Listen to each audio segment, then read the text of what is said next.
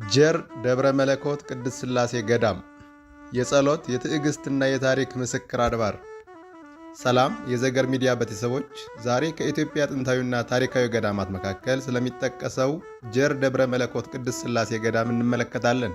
ጀር ቅድስት ሥላሴ ገዳም በአማራ ክልል ሰሜን ሸዋ ዞን እንሳሮ ወረዳ በደንቢ ግራርጌ ቀበሌ ጀር በሚባል ስፍራ የሚገኝ ታላቅ ገዳም ነው። ገዳሙ ከአዲስ አበባ 137 ኪሎ ሜትር፣ ከደብረ ብርሃን 91 ኪሎ ሜትር፣ ከለሚ ከተማ 10 ኪሎ ሜትር ርቀት ላይ የሚገኝ ጥንታዊ ገዳም ነው።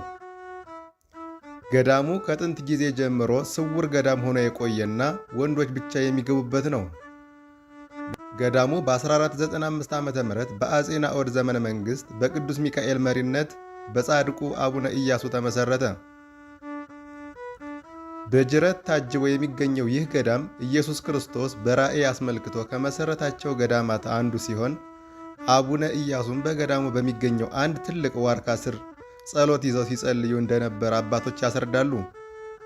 አሁንም ዋናው ዋርካ በስፍራው በሚገርም ሁኔታ ሕያው ማስረጃ ሆኖ ይገኛል። ጀር ማለት ትልቅ ቦታና የውሃ ፍሳሽ ያለበት ጅረት አካባቢ የሚኖር ቦታ ማለት ሲሆን ጀር ቅድስት ሥላሴ ገዳም ተብሎ የሚጠራውም ከዚህ አንጻር ነው።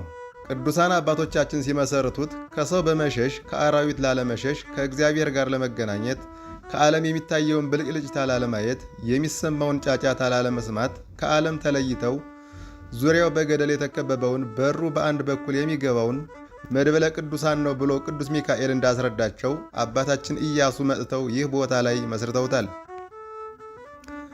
ይህ ታላቅ ገዳም በአቡነ ሀብተ ማርያም ደቀ መዝሙር በሆኑት አቡነ ኢያሱ የተመሠረተ ሲሆን በአጼ ናኦድ ዘመን ከተመሠረቱ ታላላቅ ገዳማት አንዱ ነው። እንዲሁም ታላቁ ዮሐንስ ከማ የተሰወረበት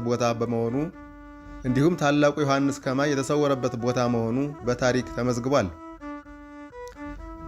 በጥንት ዘመን ገዳሙ የአባቶች ብቻ መኖሪያ ነበር። ብዙ ሺህ መነኮሳት ከዓለማዊ ኑሮ ተለይተው በጸሎት በጾምና በትምህርት ይኖሩበት ነበር።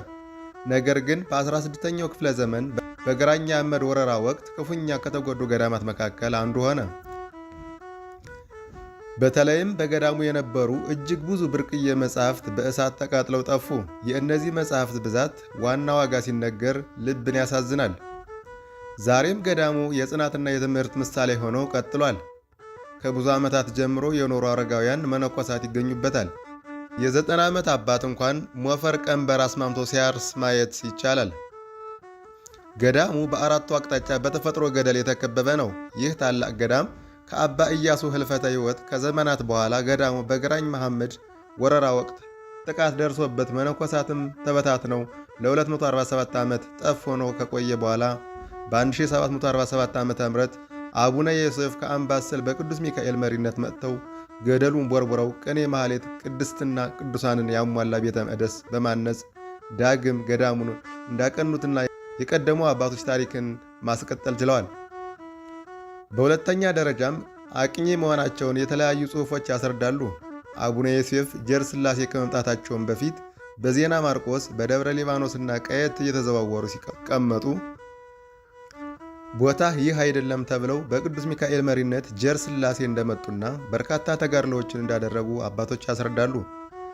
ከተጋድሎዎቻቸውም መካከል አቡነ ዮሴፍ ዋሻውን ሲቆፍሩ በርካታ ያልተጠቆሙ አረማውያን ስለነበሩ ለመግደል እየመጡ ዋሻ ሲያስቆፍሩ ቆይተው ይመለሱና በሌላኛው ቀን ሌሎች መጥተው ሲሰሩ ይመለሱ ነበር።